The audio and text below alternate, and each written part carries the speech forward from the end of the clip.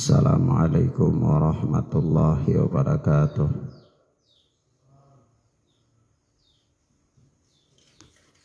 Alhamdulillahilladzi hadana lil Islam wa manna 'alaina bih wa akhrajana fi khairi ummatin fanas'aluhu at-taufiqa lima yuhibbu wa yarda wal hifdha mimma yakrahu wa yashaq. Fanusalli wa nusallimu ala habibina wa sayyidina Muhammad ibn Abdillah wa ala alihi wa ashabihi wa man sara ala nahjihi ila yaumiddin. Amma ba'd. Ikhwan wa akhwat, mustami'in wal mustami'at,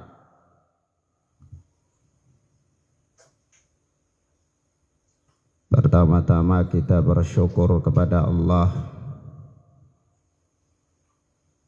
Subhanahu wa ta'ala, di mana Allah telah memberikan kepada kita nikmat demi nikmat dan karunia demi karunia yang tidak henti-hentinya, sampai Allah berikan kita kehidupan yang panjang, lalu Allah tambah kenikmatan itu dengan Allah sampaikan kita pada bulan Ramadan. Dan alhamdulillah, hari ini kita berada pada Ramadan 1442 Hijriah. Itu artinya 14 abad lebih yang lalu Rasulullah sallallahu alaihi wasallam dan para sahabatnya berjuang demi menegakkan agama yang mulia ini dan menyebarkannya ke seluruh permukaan bumi.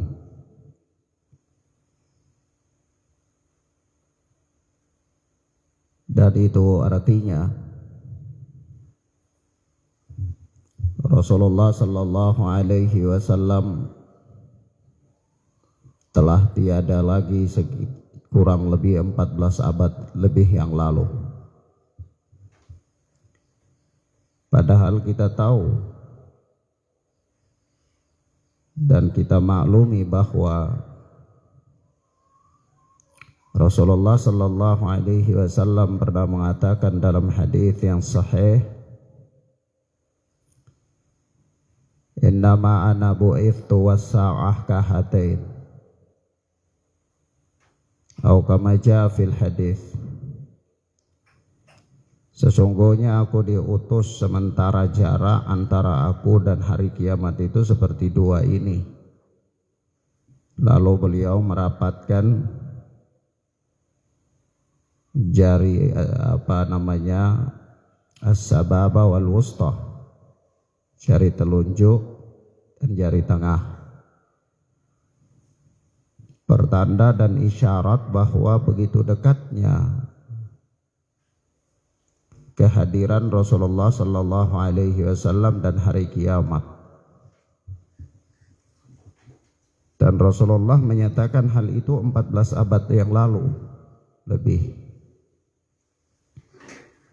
Artinya ketika telah berlalu 14 abad lebih yang lalu,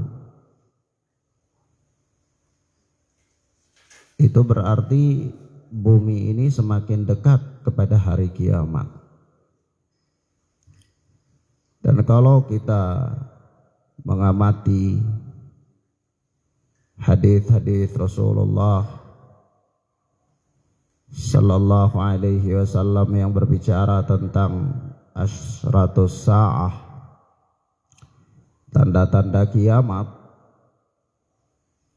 itu hampir sebahagian besar di antara tanda-tanda kiamat itu telah nampak di hadapan kita.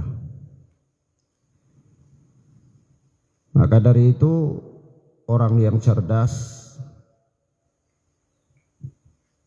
tidak ada pilihan lain bagi dia kecuali selalu dan selalu mempersiapkan dirinya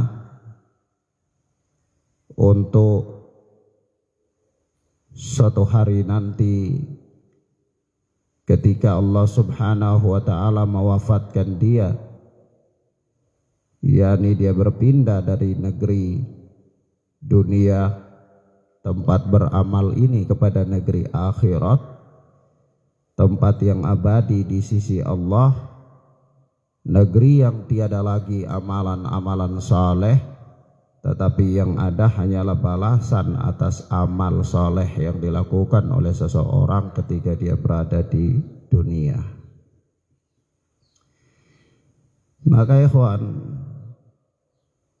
sangat merugi kalau seseorang diberikan kenikmatan umur, diberikan karunia kesehatan, dan bahkan sampai dihidupkan oleh Allah bertemu dengan waktu-waktu yang mubarak, lalu dia menyia-nyiakannya begitu saja.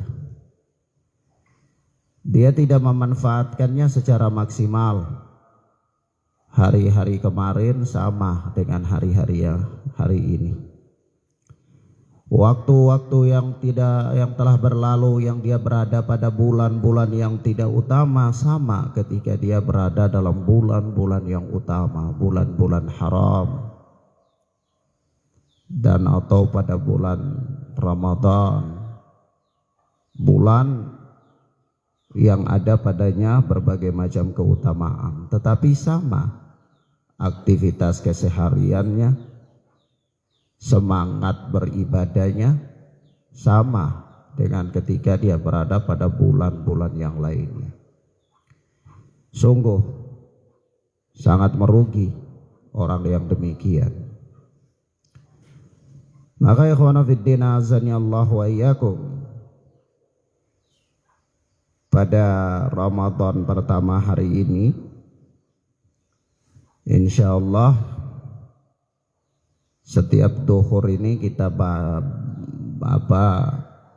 membahas suatu persoalan yang khusus berkaitan dengan bulan Ramadan, yaitu kitabus shiyam, hal-hal yang berkaitan dengan puasa. Nah, kita ketahui ya kawan, kalau puasa atau as-shiyam atau as-shaum itu secara bahasa maknanya, pengertiannya adalah al-imsak, menahan diri. Jadi kalau menahan diri itu namanya puasa secara bahasa. Loh, kalau menahan diri namanya puasa, orang bisa berpuasa itu ada yang berpuasa dari memakan makanan tertentu, ada yang berpuasa dari hal-hal tertentu, ya bahkan hewan pun berpuasa, yaitu ketika dengan makna secara bahasa ya, menahan diri, yaitu ketika ulat itu dia dalam proses sampai jadi kipompong, itu ketika dia mau jadi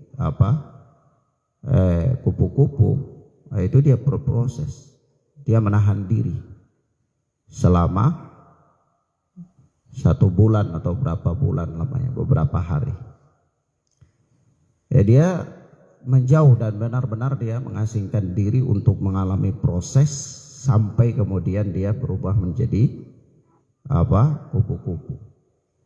Nah, ini secara bahasa, dia menahan diri, maka itu namanya as-saum atau as-siyam.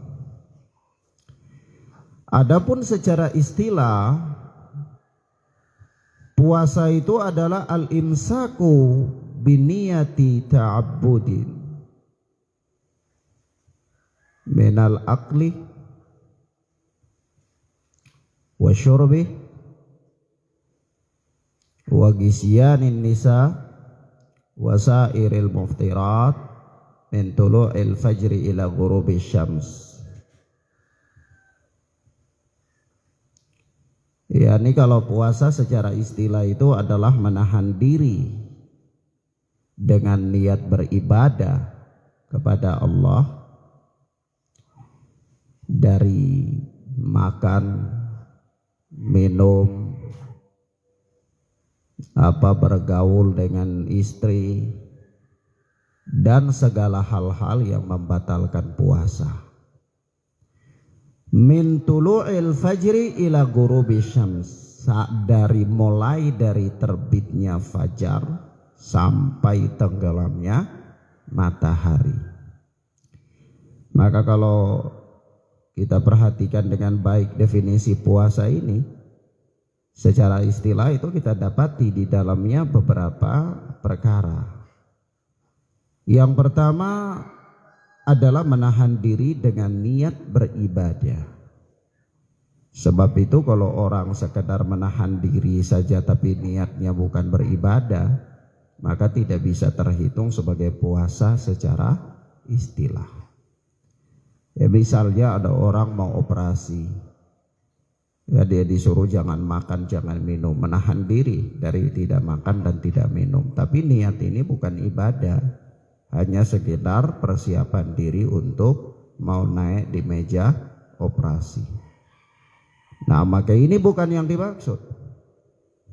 Maka menahan diri dari makan, minum, bergaul dengan istri dan segala hal yang membatalkan puasa dengan niat ibadah, itu adalah namanya as-saum atau as-siyam. Maka kita lihat, kalau makan sudah maklum, semua orang sudah tahu segala macam hal, ya. Sampai-sampai para ulama mengatakan kalau seseorang itu dia berpuasa lalu ketika dia makan sahur dia tidak bersiwak misalnya, lalu ada ampas-ampas makanan yang terhinggap di giginya, lalu ketika siang hari ya ampas makanan itu keluar lalu dia makan dan dia telan, maka ini batal puasanya. Batal puasanya. Sebab itu menahan diri dengan niat beribadah dari makan, minum, ini sudah maklum. Gisyanin nisa, bergaul dengan istri, ini juga sudah maklum. Wasairil muftirat, dan segala hal yang membatalkan puasa. Maka di sini kita berikan catatan bahwa di samping makan dan minum serta bergaul dengan istri itu adalah hal yang dilarang ketika seseorang sedang berpuasa, namun di sana juga ada pembatal-pembatal puasa yang lainnya. Ada apa? Pembatal-pembatal puasa yang lainnya. Dan itu nanti kita sebutkan di babnya. Kemudian catatan yang berikut dari definisi puasa secara istilah ini kita dapati, yaitu min tulu'il fajri ila ghurubi syams. Dari puasa itu startnya itu mulai dari terbitnya fajar sampai tenggelamnya matahari. Nah, terbitnya fajar kita ketahui, kalau berbicara soal fajar, Rasulullah sallallahu alaihi wasallam mengatakan al-fajru fajran. Fajar itu ada dua bentuk fajar. Ada fajar kadhib dan fajar shadiq. Fajar yang bohong dan fajar yang memang benar-benar itu fajar, fajar shadiq. Nah, kalau fajar yang bohong, fajar kadhib itu adalah fajar yang seseorang belum boleh melakukan sholat subuh, tapi bagi orang yang berpuasa masih boleh bagi dia untuk makan dan minum. Tetapi kalau sampai sudah muncul fajar shadiq, maka ini orang yang mau melakukan sholat subuh sudah boleh melakukan sholat subuh, dan orang yang mau berpuasa itu tidak boleh lagi makan dan minum. Ya, hal ini sebagaimana Allah Subhanahu wa taala berfirman, "Kulu washrabu hatta yatabayyana lakumul khaytul abyadu minal khaytil aswadi minal fajr." Makan dan minumlah kalian, ya, sampai nampak jelas benang putih atas benang hitam dari fajar. Jadi sampai muncul fajar shadiq. Maka kalau ditanyakan kapan batasan waktu seseorang yang berpuasa itu boleh makan dan minum, jawabnya ketika terbit fajar. Selama belum terbit fajar shadiq, maka selama itu masih boleh makan dan minum. Ya, jadi tidak ada waktu waktu imsak. Ya, waktu imsak seseorang kaget bangun belum ada fajar, masih kurang 15 menit munculnya fajar, dia sudah tidak boleh makan lagi karena katanya sudah imsak. Ini tidak benar. Imsak ini tidak dikenal di dalam Islam. Karena Allah Subhanahu wa taala mengatakan apa? Makan dan minum bagi orang yang mau berpuasa itu sampai benar-benar muncul fajar shadiq. Maka itulah batasnya. Itulah apa? Batasnya. Begitu juga kalau kita melihat definisi puasa, ya, para ulama mendefinisikan puasa itu dengan batasan mulai start puasa, yaitu min tulu'il fajr, dari terbitnya fajar, bukan beberapa menit sebelum terbit fajar, ya, atau bukan dari waktu imsak, ya. Nah, kemudian yang kedua, yang berikutnya adalah ila ghurubis syams, sampai tenggelam matahari. Maka ini interval waktu dalam satu hari yang seseorang berpuasa padanya. Tenggang waktunya itu mulai dari terbit fajar, yakni fajar shadiq, sampai tenggelamnya matahari. Jadi kalau sudah tenggelam matahari itu sudah waktu berbuka. Jangan tunggu sampai pukul tipa di masjid. Nanti kadang-kadang marbotnya lupa pukul tipa atau dia ketiduran, akhirnya kita repot, ya. Maka waktu berbuka itu adalah terbitnya fajar, tenggelamnya matahari. Maka di sini ada beberapa catatan yang perlu Ana sampaikan. Catatan yang pertama, umumnya tanda telah masuk waktu fajar shadiq itu dengan adzan subuh. Adzan subuh. Karena para muadzin itu orang-orang yang memperhatikan waktu sholat, sehingga begitu munculnya fajar shadiq mereka adzan subuh, maka itu waktu terakhir seseorang boleh makan dan minum kalau mau puasa. Pertanyaannya, bagaimana kalau orang ini adzan belum masuk waktu subuh, belum fajar? Keumuman di masjid-masjid ini kan kadang-kadang orang itu yang penting lihat jam, lihat jadwal abadi sampai hari kiamat, ya. Begitu jadwal abadi sampai hari kiamat tentukan sudah waktu subuh, biar dia masih bisa lihat fajar kayak gini, dia lihat masih gelap belum muncul fajar, dia tetap adzan saja.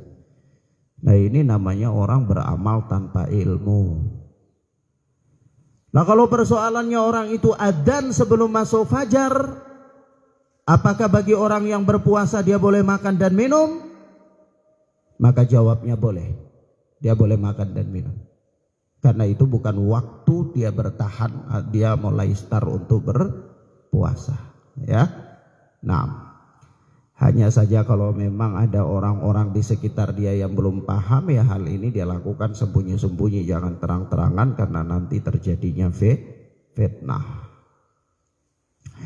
Namanya juga orang jahil ini kan sukanya fitnah, gak suka lihat ilmu. Nah, begitu pula ketika terbenamnya matahari. Jadi waktu berbuka itu iftar.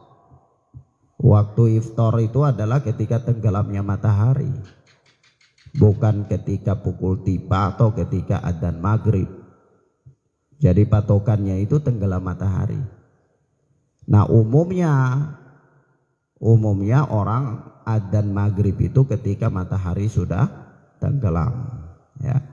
Namun kadang-kadang ada sebahagian masjid yang barangkali mereka ulur waktu adzan maghrib itu sampai agak gelap. Nah, ini jangan tunggu, ya, jangan tunggu untuk iftar, tidak boleh. Jangan tunggu adzan, karena patokan berbuka itu bukan adzan. Nah, kadang-kadang ada sebagian masjid kan ulur, dia adzan maghrib itu terlambat sekali. Nah, kalau kita tunggu sampai adzan, ya otomatis kita iftar pun terlambat. Jangan. Tetapi apa? Iftar itu ketika matahari sudah ghurub, sudah tenggelam. Baik. Kemudian berikutnya hukum puasa Ramadan. Kalau tadi kita bicara tentang definisi puasa Ramadan atau definisi puasa, maka sekarang kita bicara tentang hukum puasa. Kita ketahui ya, Syekh Dr. Abdul Azim Badawi hafidhana wa hafidhahullah, di dalam kitab beliau Al-Wajiz, beliau berkata, "Shaumu Ramadhana ruknun min arkanil Islam wa fardun min faraidih." Puasa Ramadan itu adalah rukun dari rukun-rukun Islam dan fardu, kewajiban dari kewajiban-kewajiban Islam. Jadi puasa Ramadan itu salah satu rukun Islam dan salah satu kewajiban dari kewajiban-kewajiban Islam, kewajiban agama. Qala ta'ala, kata beliau Allah yang maha tinggi berfirman, "Ya ayyuhalladzina amanu kutiba alaikumus shiyam kama kutiba alal ladzina min qablikum la'allakum tattaqun." Al-ayatu ila qaulihi ta'ala, Syahru Ramadan alladhi unzila fihi al-Qur'an hudan linnasi wa bayyinatin minal huda wal furqan faman syahida minkumus syahra falyasumhu. Yaitu Allah berfirman, ya ayyuhalladzina amanu, hai orang-orang yang beriman. Allah memanggil kita dengan panggilan keimanan, ya, orang-orang yang beriman. Allah tidak mengatakan ya ayyuhan nas, wahai sekalian manusia. Tetapi dalam ayat ini Allah menyeru orang-orang yang beriman. Lalu Allah mengatakan kutiba alaikumus shiyam, telah diwajibkan bagi kalian untuk berpuasa. Kama kutiba alal ladzina min qablikum la'allakum tattaqun, sebagaimana telah diwajibkan kepada orang-orang sebelum kalian agar kalian bertakwa. Nah, kalau kita lihat susunan ayat ini, maka di sini dia memberikan kita faedah, ya, beberapa faedah. Yang pertama, bahwasanya puasa itu bukan kekhususan umat Muhammad sallallahu alaihi wasallam. Kalau puasa Ramadan iya, tetapi kalau puasa pada umumnya itu bukan kekhususan umat Muhammad sallallahu alaihi wasallam. Karena para nabi yang lain juga diwajibkan bagi mereka puasa, mereka punya puasa meskipun waktunya berbeda dan jumlahnya pun berbeda. Sebagaimana puasanya Nabi Allah Daud, yaitu 1 hari berbuka dan 1 hari berpuasa, begitu terus. Dan seterusnya dari nabi-nabi yang lain juga. Tetapi yang jelas puasa itu bukan kekhususan umat Muhammad sallallahu alaihi wasallam. Yang pertama karena Allah mengatakan kama kutiba alal ladzina min qablikum, sebagaimana telah diwajibkan puasa juga atas orang-orang sebelum kalian, yakni dari umat-umat para nabi dan para rasul sebelum Nabi Muhammad sallallahu alaihi wasallam. Kemudian yang berikut dari ayat ini la'allakum tattaqun, agar kalian bertakwa. Maka para ulama mengatakan kepada kita bahwa puasa itu adalah sarana untuk sampai kepada ketakwaan. Ya, sarana untuk sampai kepada ketakwaan. Jadi puasa itu amalan-amalan anak tangga yang dilalui oleh seseorang untuk sampai kepada derajat takwa. Ya. Nah. Kemudian sampai pada firman Allah, syahrul Ramadan alladzi unzila fihil Qur'an. Bulan Ramadan yang Allah turunkan padanya Al-Qur'an. Ini beberapa hari dalam bulan Ramadan yang Allah turunkan padanya Al-Qur'an.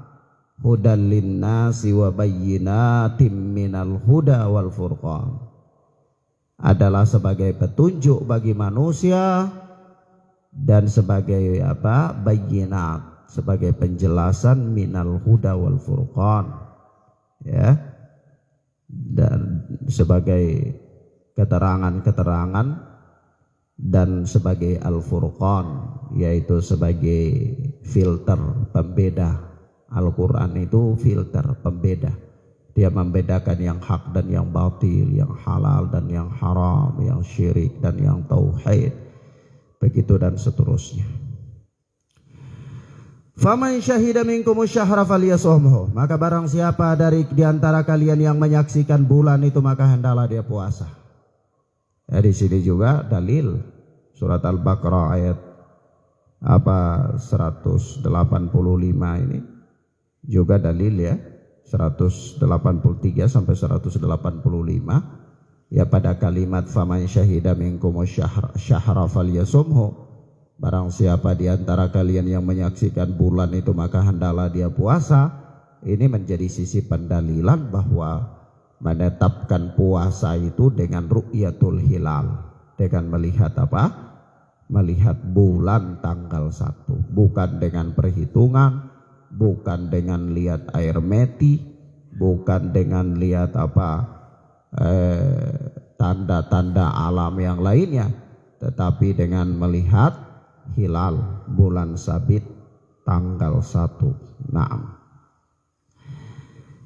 Maka di sini kata beliau juga wa an Ibnu Umar radhiyallahu anhuma qala, dan dari Ibnu Umar yang Allah telah meridhai beliau dan bapaknya, dia berkata qala Rasulullah sallallahu alaihi wasallam, Rasulullah sallallahu alaihi wasallam bersabda buniyal Islamu ala khamsin, Islam itu dibangun di atas 5 perkara, yaitu syahadati an la ilaha illallah wa anna Muhammadan Rasulullah wa iqamis salah wa itaiz zakah wa hajjil bait wa shaumi Ramadan.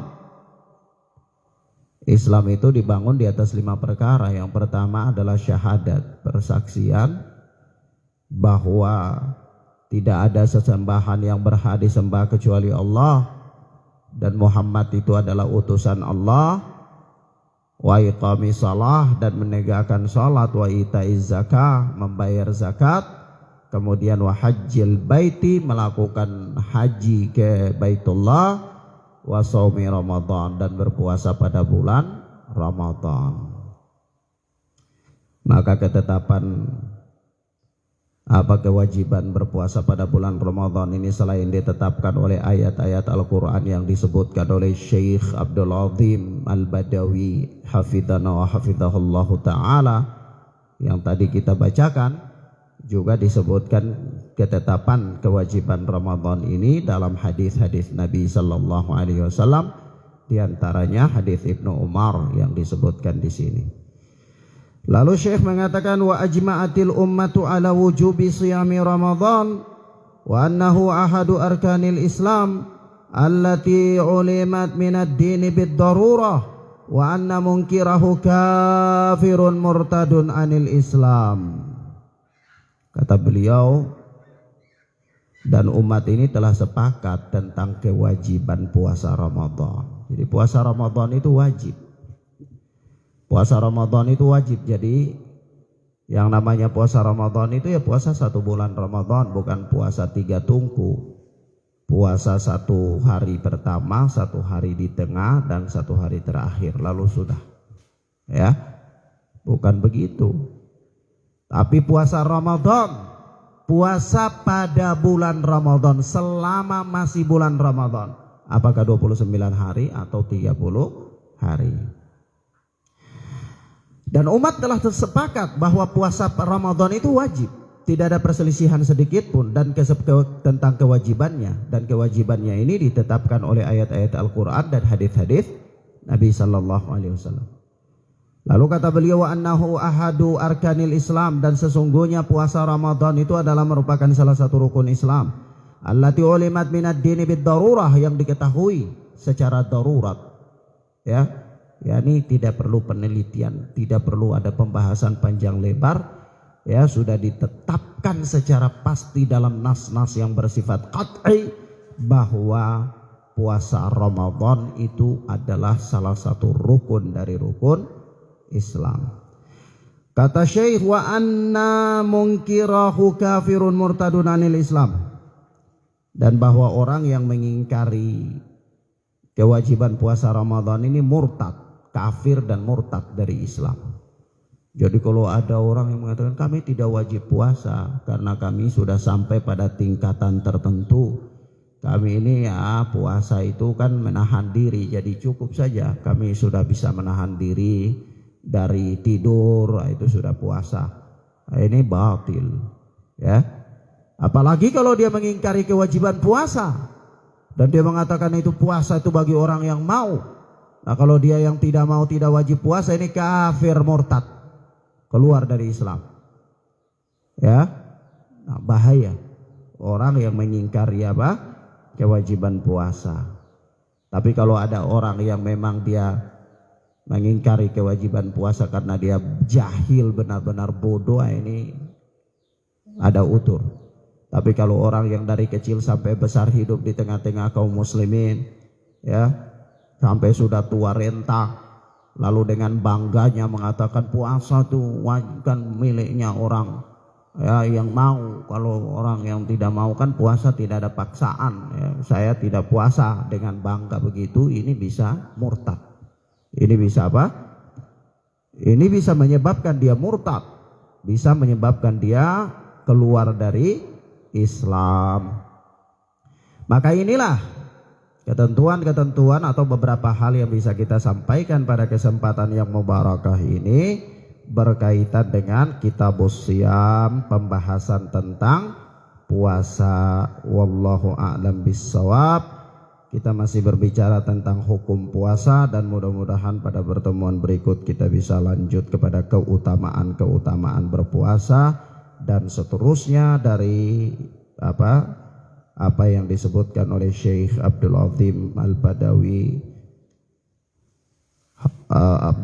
Badawi hafizana wa hafizahullah di dalam kitab beliau Al-Wajiz ini. Wallahu a'lam bissawab. Subhanakallahumma bihamdika asyhadu an la ilaha illa anta astaghfiruka wa atubu ilaik. Wassalamualaikum warahmatullahi wabarakatuh.